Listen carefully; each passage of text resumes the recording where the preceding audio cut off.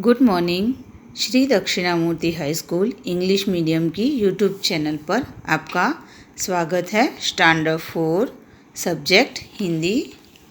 हम आज नया चैप्टर शुरू करने वाले हैं, गोलू का घर। लेकिन इसके आगे हम ये अभ्यास पत्र है, ये हम देख लेंगे। बराबर मौखिक अभिव्यक्ति है कि यदि आपके सामने दो मित्र आपस में लड़ाई कर रहे हैं तो आप उन्हें कैसे समझाएंगे। बराबर मौखिक अभिव्यक्ति आपको बोलना है। आप अपनी मम्मी पापा के सामने या अपने फ्रेंड के सामने ये बोल सकते हैं कि आप क्या करेंगे। बराबर अपने मित्र के बारे में 5 वाक्य बोलिए। अब रचनात्मक गतिविधि, किन्हीं 2 फूलों के चित्र बनाकर उनमें रंग भरिए। फिर एक्टिविटी है, अपनी एक्टिविटी फाइल में किन्हीं 5 पशुओं के चित्र चिपकाइए और उनके नाम तथा बोलिए और लिखिए। जैसे कुत्ता कैसे बोलता है, बराबर शेर कैसे दहाड़ता है, हाथी कैसे चिंघाड़ता है, ये सब। फिर ये है गद्यांश पढ़िए और सही उत्तर चुनकर राइट का निशान लगाना है। ये आपको पूरा पैराग्राफ पढ़ना है तो आपको इसमें से इसके आंसर आएंगे। बराबर तो आप पूरा पैराग्राफ पढ़ेंगे ना तो आपको ये अपने आप ही आ जाएगा। अगर इसमें कोई भी दिक्कत है तो आप मुझे बता सकते हैं कभी भी। बराबर मैं आपकी हेल्प ज़रूर करूँगी। यहाँ देखिए, ये समान तूक वाले शब्द लिखने हैं। अंश, वंश, रानी, बानी, बिल, विल, खाना, वाना, ऐसे। बराबर फिर नीचे दिए गए प्रश्न के मौखिक उत्तर आपको देने हैं। चिड़िया तिनकों से क्या बनाती है। बराबर हमने आगे इसका अभ्यास किया हुआ है। आपको अपना परिचय बोलना है। बराबर तो आपको ये अभ्यास पत्र अपने आप सॉल्व करना है। बराबर अब हम अपना पाठ आगे बढ़ाएंगे। ओके, गोलू का घर। इस पाठ के उद्देश्य है घर का महत्व, बराबर, और भाषा ज्ञान का बढ़ावा। घर का महत्व, बराबर ना। हम कहीं भी दुनिया के किसी भी कोने में चले जाए, लेकिन घर पे आकर जो शांति मिलती है वो कहीं नहीं मिलती। बराबर ना। तो जो घर का महत्व है वो इस पाठ में हमें बताया गया है।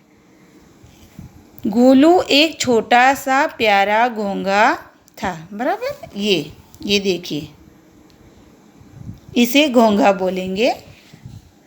वह एक बगीचे में रहता था। उसका बगीचा सूख गया था, इसलिए गोलू को दूसरी जगह जाना पड़ा। बराबर ना। वह एक बगीचे में रहता था पर बगीचा सूख गया तो गोलू को दूसरी जगह जाना पड़ा। उसने सोचा नई जगह सबसे न्यारी होनी चाहिए। बराबर ना। न्यारी यानी प्यारी, सबसे अच्छी होनी चाहिए। मैं अब सबसे न्यारी जगह पर रहूँगा। उसके जैसी जगह कहीं और नहीं होगी। यह सोचकर गोलू नई जगह ढूंढने चल दिया। चलते चलते वह एक बड़े से बगीचे में पहुँचा। वहाँ सुंदर सुंदर फूल और कई तरह के पेड़ पौधे थे। पेड़ पौधों की हरी हरी पत्तियाँ देखकर गोलू खुश हो गया। उसे लगा कि अब उसे नई जगह मिल गई है। बराबर ना। तो वो चलते चलते एक बगीचे में पहुंचा। वहाँ सुंदर सुंदर फूल, कई तरह के पेड़ पौधे और हरी हरी पत्तियाँ ना, वो देखकर गोलू खुश हो गया। उसे लगा कि अब उसे नई जगह मिल गई है। उसे अब बहुत दूर भी जाना नहीं पड़ेगा। फिर वह पौधों की पत्तियाँ खाने लगा। उसका खुराक है। बराबर ना। घोंघे का खुराक क्या? पौधों की पत्तियाँ।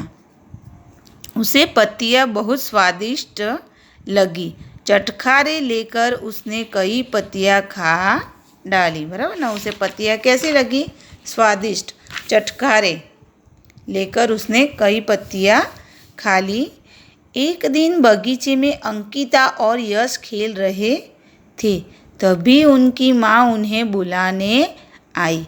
अचानक माँ की नज़र पत्तियों पर पड़ी। उन्हें बहुत क्रोध आया। वे जोर से चिल्लाई, इन पत्तियों को किसने खाया है? बराबर ना। घोंघा जो पत्तियाँ खा गया। तो अंकिता और यश की माँ ने देखा और वह बहुत गुस्सा हो गई और जोर से चिल्लाई कि इन पत्तियों को किसने खाया? माँ की आवाज़ सुनकर गोलू डर गया। वह एक पत्ती के नीचे छुप गया जिससे कोई उसे देख न सके। गोलू बहुत देर तक उस पत्ती के नीचे छुपा रहा। थोड़ी देर बाद माँ अंकिता और यश को लेकर अंदर चली गई। फिर गोलू जल्दी से बाहर आया। वह समझ गया कि यह जगह सुरक्षित नहीं है। वह उस बगीचे को छोड़कर चल दिया। बराबर ना। उसे लगा कि यह जगह सुरक्षित नहीं है, इसलिए उसने यह बगीचा छोड़ दिया। धीरे धीरे रेंगता हुआ गोलू अब सेब के बाग में पहुंचा। वहाँ मीठे मीठे सेब लगे थे। वह सेब के पेड़ की पत्तियों को खाने के लिए उतावला होने लगा, पर वह माली की बड़ी बड़ी मूछें देखकर डर गया और वह आगे चल दिया। बराबर ना। धीरे धीरे वह आगे गया तो सेब का बगीचा था।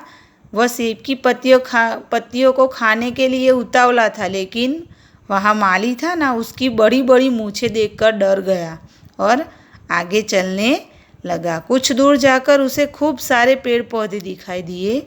तभी अचानक उसे पानी की छप छप आवाज़ सुनाई दी।